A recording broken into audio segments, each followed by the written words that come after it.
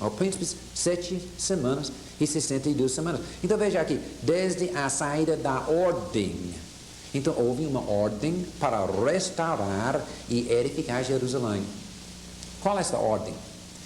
Bem, há várias possibilidades. Se a interpretação figurada seja a certa, veja que houve uma ordem aqui no texto.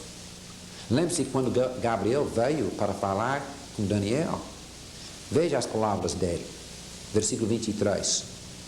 No princípio das tuas súplicas saiu a ordem. Que ordem? Esta ordem de restaurar o povo de Deus a sua cidade, de reconstruir a cidade. Então Deus deu a ordem. Então, quando é que ele deu esta ordem? Esta foi a visão no primeiro ano de Dario. Quer dizer, no início do Império Medo-Persa. Então, daí a ordem saiu de lá. Se figurada, então, 70 semanas começa com o decreto feito por Ciro. Eu quero ler este decreto que Ciro fez, porque eu acho que realmente cabe bem aqui em nosso estudo para nós vermos como é que Deus fez que um homem, um rei gentil, fizesse uma ordem de Deus. Que é uma maravilha, não é? No livro de Esdras, capítulo 1, versículo 1, diz: no primeiro ano de Ciro, rei da Pérsia, para que se cumprisse a palavra do Senhor por boca de Jeremias, despertou o Senhor o espírito de Ciro, rei da Pérsia, o qual fez passar pregão por todo o seu reino, como também por escrito, dizendo, escute bem, assim diz Ciro, rei da Pérsia, o Senhor Deus dos céus me deu todos os reinos da terra, e me encarregou, veja bem, me encarregou de lhe edificar uma casa em Jerusalém de Judá. Qual dentre vós é de todo o seu povo, seja seu Deus com ele, e suba a Jerusalém de Judá, e edifique a casa do Senhor, Deus de Israel. Ele é o Deus que habita em Jerusalém. Então Ciro deu um decreto de Deus. Então, é evidentemente aqui que esta ordem provavelmente foi mesmo este decreto que Ciro fez, que foi o decreto de Deus para reconstruir a cidade. Sabe, em Isaías 44 e Isaías 45, uma predição que Ciro iria fazer isto. Até o nome de Ciro é escrito em Isaías. Sabe quando Isaías vivia? Isaías vivia no ano 720 antes de Cristo.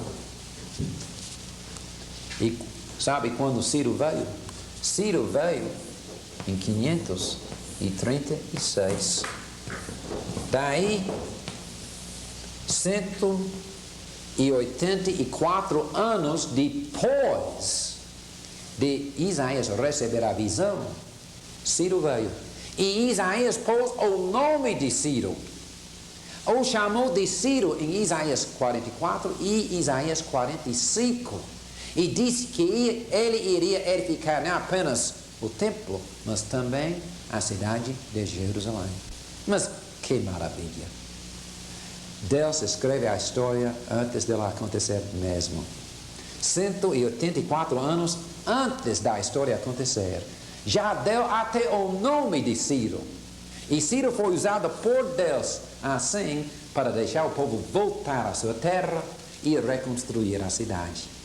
Daí, provavelmente, as 70 semanas, se é um sentido figurado, começa aqui com o decreto de Ciro para voltar a Jerusalém e reconstruir o santuário, o templo. Agora, esses próximos 62 semanas, chega, diz, até a ungido. Agora, a palavra ungido aqui, que quer dizer Messias ou Cristo, é uma palavra que se usava para indicar reis, profetas e sacerdotes. Reis foram ungidos pelos profetas, os profetas foram ungidos também por um outro profeta, e o sumo sacerdote também foi ungido com óleo. Agora, Jesus Cristo foi ungido no seu batismo.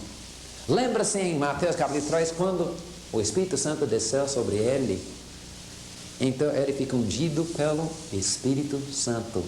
E daí ele se tornou ungido, o Messias, o Cristo. Agora, essas 62 semanas devem chegar até ao batismo de Jesus. Mas o que acontece na última semana?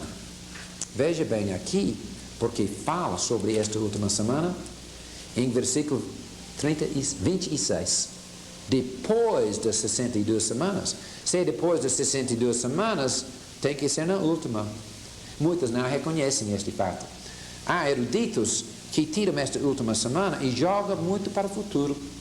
Faz um rasgo aqui, separa a última semana das outras semanas e diz que a última semana ainda não aconteceu, que só até este ponto terminou, mas esta semana aqui tem que ser cumprida ainda no futuro.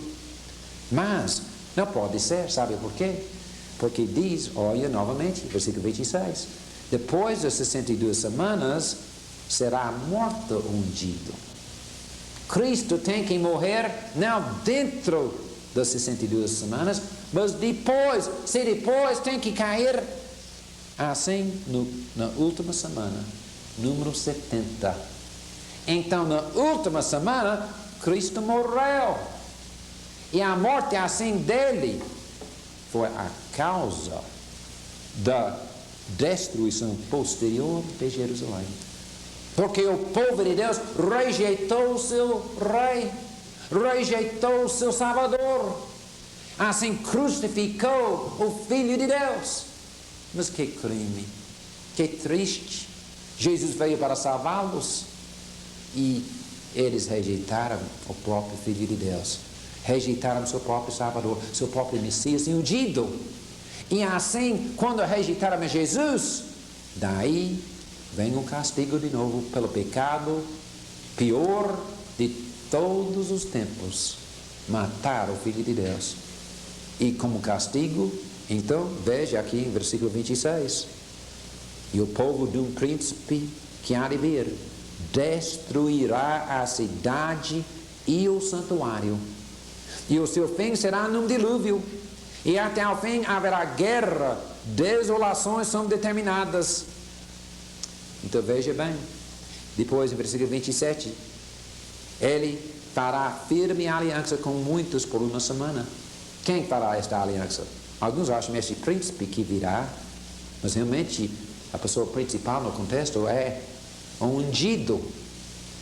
E sabem, no meio da semana, quando Cristo for crucificado, ele fez uma nova aliança com o povo de Deus.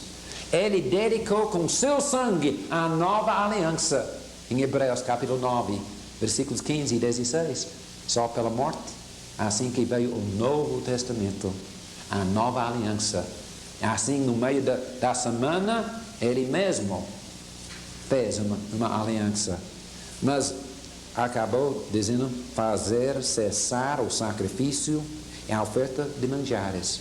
Sabe que quando Cristo morreu, ele cumpriu todos os símbolos dos sacrifícios do Velho Testamento. E assim se cumpriu, então, o propósito desses sacrifícios. Por isso, então, acabou o sacrifício como oferta a Deus, quando Cristo morreu na cruz. Assim, o Cristo agora é nosso sacrifício. Deus não mais aceita sacrifícios de animais, é só Jesus. Então, no meio da semana, então, os sacrifícios cessaram no sentido espiritual, porque não mais Deus iria aceitá-los. Ele aceitou apenas aquele Cordeiro de Deus que se sacrificou pelos pecados do mundo inteiro. Ele é o nosso sacrifício. Então se cumpriu esta passagem aqui. Agora, pelo pecado feito, então Deus prometeu mais uma vez destruir a cidade de Jerusalém, especialmente o templo de adoração, onde se oferecia estes sacrifícios de animais. Em Mateus capítulo 24, nós temos uma interpretação inspirada do próprio Jesus, que fala precisamente sobre esta profecia de Daniel, capítulo 9. Vou ler aqui em Mateus capítulo 24, versículo 15. Diz: pois quando virdes a abominação da desolação, de que falou o profeta Daniel, no lugar santo, quem lê entenda. Então os que estiverem na Judeia, fugem para os montes. Veja bem, Daniel falou sobre esta abominável da desolação, que iria criar a destruição de Jerusalém. Olha, este foi um pecado abominável na Santa